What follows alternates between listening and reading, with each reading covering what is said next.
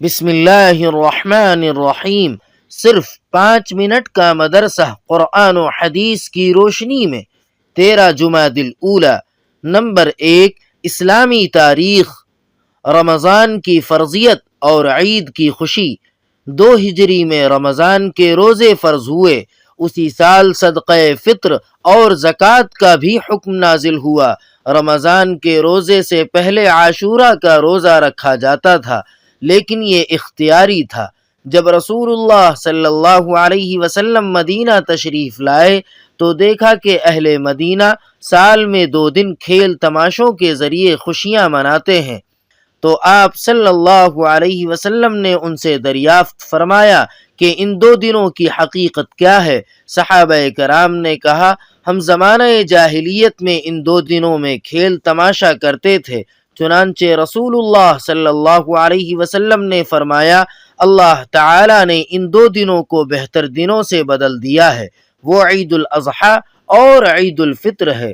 بالآخر 1 شوال 2 ہجری نبوی کو پہلی مرتبہ عید منائی۔ اللہ تعالی نے عید کی خوشیاں و مسرتیں مسلمانوں کے سر پر فتح و عزت کا تاج رکھنے کے بعد عطا فرمائی۔ جب مسلمان اپنے گھروں سے نکل کر تکبیر و توحید اور تسبیح و تحمید کی آوازیں بلند کرتے ہوئے میدان میں جا کر نماز عید ادا کر رہے تھے تو دل اللہ کی دی ہوئی نعمتوں سے بھرے ہوئے تھے۔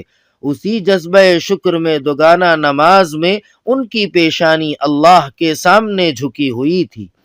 نمبر 2، اللہ تعالی کی قدرت۔ کائنات کی سب سے بڑی مشینری۔ انسان اس کائنات کی سب سے بڑی مشینری ہے۔ اللہ تعالی نے اس کو کس عجیب سانچے میں ڈھالا ہے۔ ایک نطفے سے تدریجی طور پر جمع ہوا خون بنایا، جمے ہوئے خون سے گوشت کا لوتھڑا بنایا، پھر ہڈیاں بنائیں، پھر ایک ڈھانچہ تیار کیا، پھر اس میں سارے اعضاء، ناک، کان، آنکھیں، دل، دماغ، ہاتھ، پیر بہترین ترتیب سے فٹ کیے۔ یہ سارا نظام قدرت ایک چھوٹی سی اندھیری کوٹھری میں چل رہا ہے۔ جس ماں کے پیٹ میں یہ بچہ تیار ہو رہا ہے، اس ماں کو بھی نہیں پتا، نہ اس کے باپ کو پتا ہے کہ کیا ہو رہا ہے۔ اس نظام قدرت کو دیکھ کر بے ساختہ زبان پر آ جاتا ہے، بابرکت ہے وہ ذات جو بہترین تخلیق کرنے والی ہے۔ نمبر 3، ایک فرض کے بارے میں۔ حضرت محمد صلی اللہ علیہ وسلم کو آخری نبی ماننا۔ قرآن پاک میں اللہ تعالی فرماتا ہے، حضرت محمد صلی اللہ علیہ وسلم اللہ کے رسول اور خاتم النبیین ہیں۔ فائدہ: رسول اللہ صلی اللہ علیہ وسلم اللہ کے آخری نبی اور رسول ہیں، لہذا آپ صلی اللہ علیہ وسلم کو آخری نبی اور رسول ماننا اور اب قیامت تک کسی دوسرے نبی کے نہ آنے کا یقین رکھنا فرض ہے۔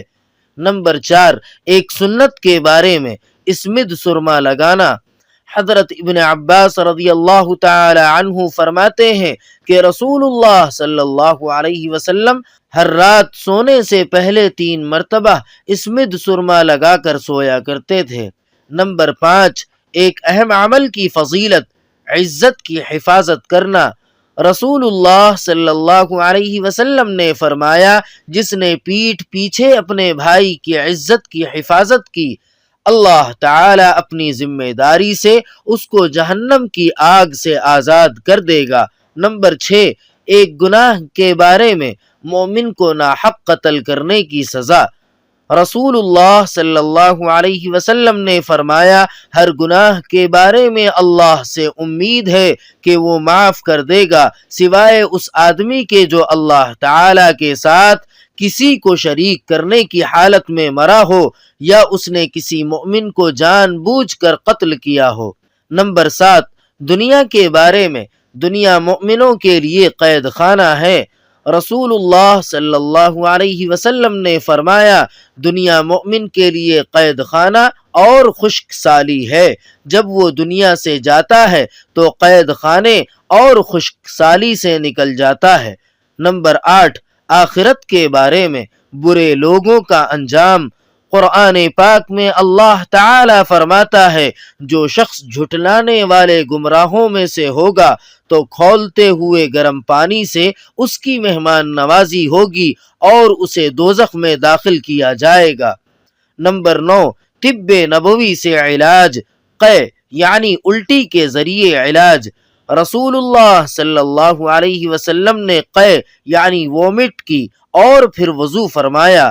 فائدہ: علامہ ابن قیم رحمۃ اللہ علیہ لکھتے ہیں قے سے معدے کی صفائی ہوتی ہے اور اس میں طاقت آتی ہے، آنکھوں کی روشنی تیز ہوتی ہے، سر کا بھاری پن ختم ہو جاتا ہے۔ اس کے علاوہ اور بھی بہت سے فوائد ہیں۔ نمبر 10، قرآن پاک کی نصیحت۔ قرآن پاک میں اللہ تعالی فرماتا ہے اے ایمان والو تم سب کے سب اللہ تعالی سے توبہ کر لو تاکہ تم کامیاب ہو جاؤ۔ سبحان ربک رب العزت عما یصفون وسلام علی المرسلین والحمد للہ رب العالمین۔